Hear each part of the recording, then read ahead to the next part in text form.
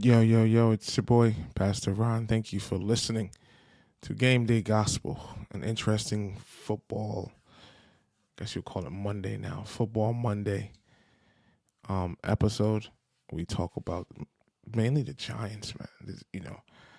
Yesterday I said that I was very apathetic. I didn't care about the Giants, but I ended up watching the game like a sucker. I sat there, I got reeled in on a Sunday night to watch the game, and the Giants lost to the Bills 14-9.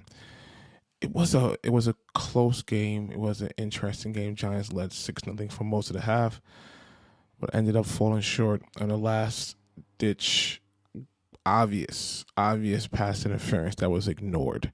And then we got screwed out of a victory. So Daniel Jones didn't play.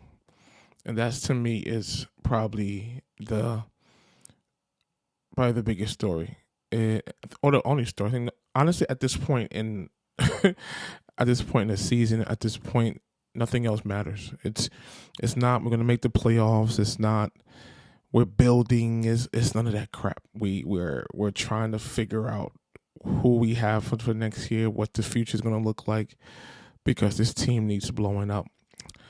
So Tyrod Taylor was the one who started. Okay. He had a decent game. And here's what I'm trying to say. His numbers were not anything crazy. 24, 36, 200 yards, no touchdowns, no interceptions. He ran for 24 yards. But, and I said this to my guys earlier in the group chat, we had a competent QB. I don't think Tyrod Taylor is more talented than Daniel Jones, if it makes any sense, or has the same tools he has at this point in their careers.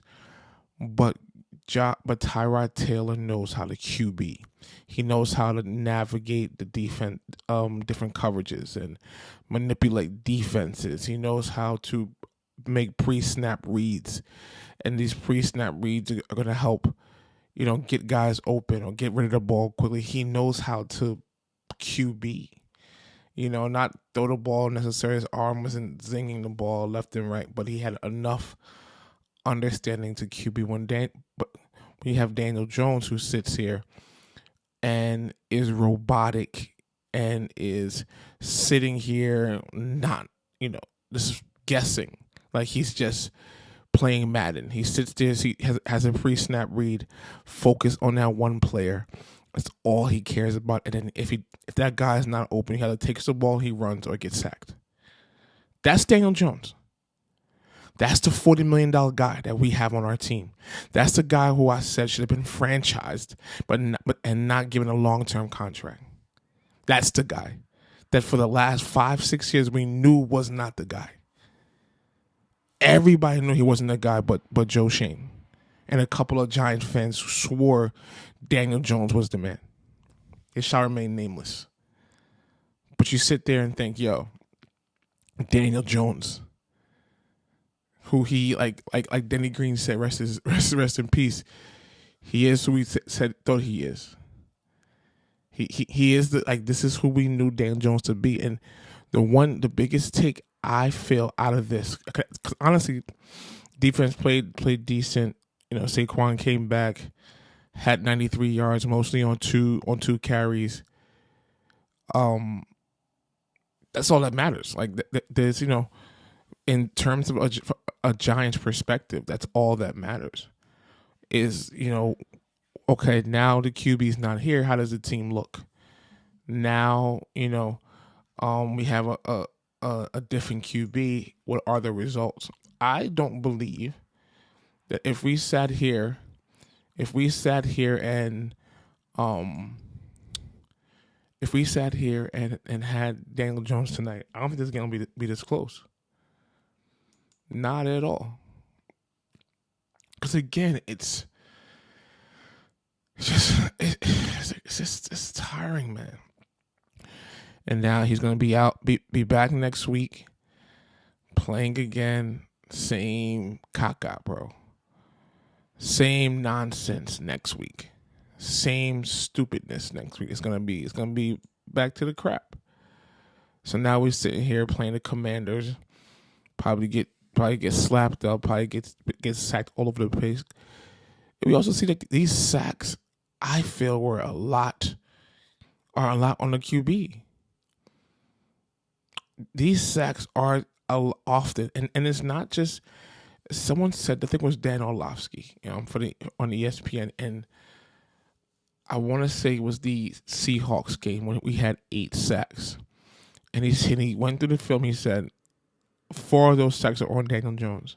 He made the wrong pre-snap reads. He had to see where they were coming, got rid of the ball quicker, got rid of the ball there, hit the hot guy, so on and so forth. And he did it. So, I mean, I feel like I'm being a dead horse. I feel like we're constantly, saying the same thing with this guy. Maybe I'm crazy, man. Like I swear, I could be a GM. I could really sit here and be a GM because people is this. People get paid to do this. People get paid to sit here and sign booty QBs to $160 million contracts. Must be nice, man. Must be nice. So that's the biggest thing I take out of it. Like, honestly, if it's up to it's to the point where I'm just tired of losing, man. I'm tired of tanking. I'm tired of sitting here and constantly just going through 4-12 seasons, and I'm tired of going through 3-14. Let's get a great draft pick, and we get the great draft pick, and the draft pick that we get is decent. It's Thibodeau, it's Neal, who's a project. I'm tired of it. I'm tired of going through this. I'm tired of constantly sitting here and just losing. Especially around you when you have Eagles fans and you have all these other teams. It's just, you have Dolphins fans, you have 49ers, you have even the Jets. Even the Jets are much more watchable and have some sort of optimism. I'm just sitting here like a dunce watching this team just taking years off my life. It's ridiculous, bro. Ridiculous. I'm tired of losing, bro. I'm tired of sitting here and just experiencing all this crap. I am tired, bro. I'm tired. The last 10 years or so, we're just sitting here losing, bro. Sitting here just going through year after year with hope things are going to get better. Year after year. We made the playoffs in 2016, right?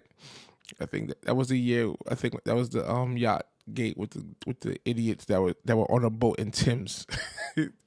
that should have been a red flag there when you have people in Tim's out on a boat. Right, 11-5. 2017, 3-13. 2018, 5-11. 2019, 4-12. 2020, 6-10. 2021, 4-13. Last year, 9-7-1. So far this year, 1-4, 1-5. What is this, bro? What am I doing with myself? Like, it's enough's enough. So, like, I just want to be able to watch the games. And when Daniel Jones is QB, the Giants are unwatchable. The highlights from that game last week were disgusting, bro. Disgusting. Like, and Tyrod Taylor was not Patrick Mahomes. He was not sitting here doing something great. I'm not gonna act crazy as if he's, was a world beater again. He had 200 yards passing, but and he had a big blunder at the end of the first half, which possibly, like, you don't know how the games are going to fall out. That could have cost us the game because in the first half, I guess like had the ball at the goal line. He audibled out to a run to Saquon. Play got blown up, and we couldn't get off a play to kick a field goal. So now we're sitting here. So if we had a chance to get a field goal on that play, then we could have not needed to get a touchdown and won the game via a field goal. I mean, possible. Yeah, don't know how the game is going to go out, but that right there is a big factor. That right there is a big deal. So we're sitting there. So now what? What do we do? What do we do? Next week, back to the same thing. I'm saying all these sack numbers, all these things, and you had Justin Pugh at left tackle. A guy who was at left guard. Our starting left tackle got hurt, so he moved to left tackle. And it's not as much. We're not. It's the same personnel, if not worse, that gave up 10 sacks to Seattle. Buffalo was going in, had the most sacks in the NFL. But I think a lot of it is the same. Is the QB being able to not get make these guys look bad. Again, I'm not saying there's a world beat. I'm not saying that Tyrod Taylor was Patrick Mahomes. He threw the ball down the field. There was a third down with about 6 minutes to go, 5 minutes to go in the game. He threw the ball to Slayton. It took a really, really good defensive play to prevent that. Daniel Jones is not doing that. He's focusing on Waller, and if Waller's not there, he'll probably, by the time he realizes he's not open, now the defense is on him. Bang, sack. He's trying to scramble. He's trying to run. Come on, man. It can't. And a lot of what they did with Taylor was they moved the pocket around. A lot of bootleg, a lot of movement out of the. Daniel Jones is this mobile QB. Why don't they do the same thing? He does not know what he's doing, guys. Like he's not a professional quarterback. I don't. He needs to go to the Rams. A high paced offense, right? The thing that they did with Jared Goff before was a high paced offense, and the coaches got to the sideline early, and they did most of the pre snap reads for him. So while they were because there was a certain number of seconds they could speak into the helmet, so they got to the line. The guys on the sideline read the defense and said, "Boom, go here." That's what Daniel Jones needs. He's not a big time QB. He's a crackhead because he said he wanted $160 million with a straight face, bro. Do you know who's also smoking in line with him? Our GM, because they gave him 4 years. And not give Saquon money. This is crazy, but what am I doing here with my life? And I mean, since last year, even as we were going through the 9-7-1 season, I said Daniel Jones is not the guy. I would not have signed him. I would either traded him last year when he became a free agent. At worst, I would have franchised him. Give him a year, and I'm done with him. I even floated around. Go out with Tyrod Taylor. Get a backup. Sign someone like Sam Darnold or someone like that to back up Tyrod Taylor. Or have Sam Darnold start. Why waste my time? He's not the guy. He never was the guy. Don't let these little games against Arizona or his first start against the Bucks make you think it's sweet out here. He's not good. looking like all cockeyed, looking like a bootleg Eli Manning, bro. He's not the guy. Never was the guy, bro. I don't want to hear this about Daniel Jones. I don't want to. There's nothing you can tell me to convince me that he's a guy. Nothing. And I ain't got time to waste, bro. I don't got time to sit here and have him figure things out. I don't want to go through this again next year. I do not want to go through this again next year, because as long as he is our QB, we are going to suck. But you also got to look at, I think coaching, you also have to look at the coaching, because, again, we did not score a touchdown in the first half. Like, yo, can I tell you something? If you're playing an all Madden with a booty squad, you could score in the first half. You could put something together where you could score a touchdown in the first half. Not the Giants, bro. 2 field goals. How does that happen? 2 field goals in the first half. So at some point, I hate to say it, man. At some point, we also may have to look at the coaches, bro. Maybe these guys aren't being coached properly. Maybe these guys are not. I don't know. Like I was saying earlier, are the Giants really? Is Daboll really unleashing his entire playbook with Daniel Jones? Or is he just holding things back because the offense looks really vanilla and bland? Like, offensive line can't be that bad. Like, you can't put a driver together. Like, a touchdown. I'm saying lead. A touchdown in the first half. 6 games in the NFL season, we have scored 0 offensive touchdowns in the first half. So we got to start looking at coaches. We got to look at somebody.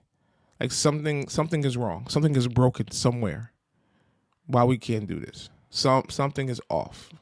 I'm not a coach. I'm not a GM, but I've seen enough football to realize that something is wrong here.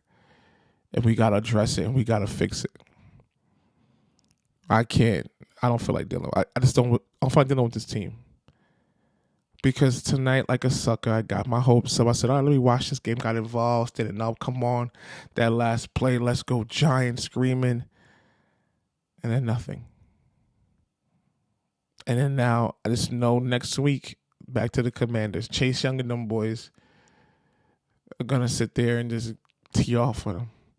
And we're going to face a QB called Sam Howell. Sam Howell is going to do a great job against our defense.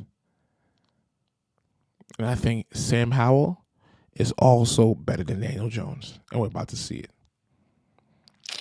Oh, man. Freaking A, bro.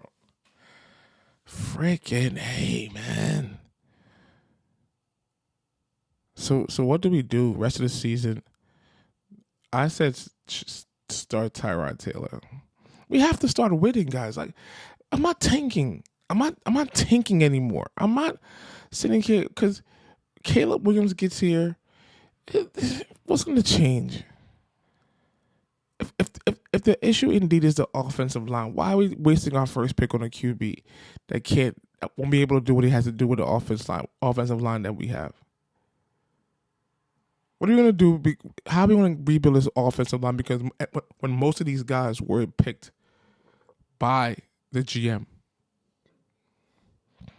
maybe he can't identify talent. I don't know anymore, guys. I don't know. So let's just win it. Let's win. Get the 10th pick. Go for it. Cats will talk. Where was his energy last year? Last year I was saying the Giants shouldn't be winning all these games. Yeah, let's make it to the playoffs. And then we beat the Vikings. Oh, yeah. We got slapped by the Eagles. And this year, back to reality.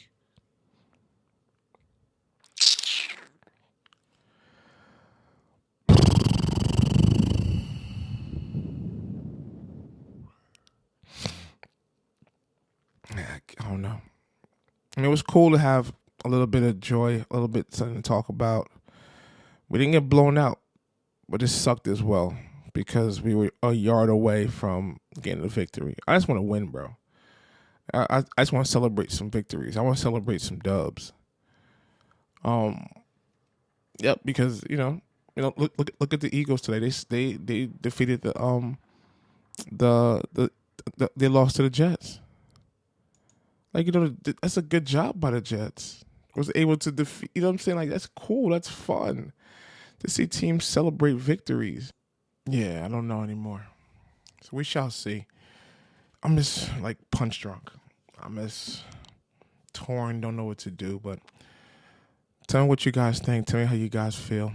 Tell me what should we do next? We should start next week. I don't know. I don't know. So thank you for listening. Appreciate the love. Don't forget to share this. As I share my thoughts and my rants and go through therapy, I appreciate you guys. Thank you for listening. Have a good one. Take care. Peace.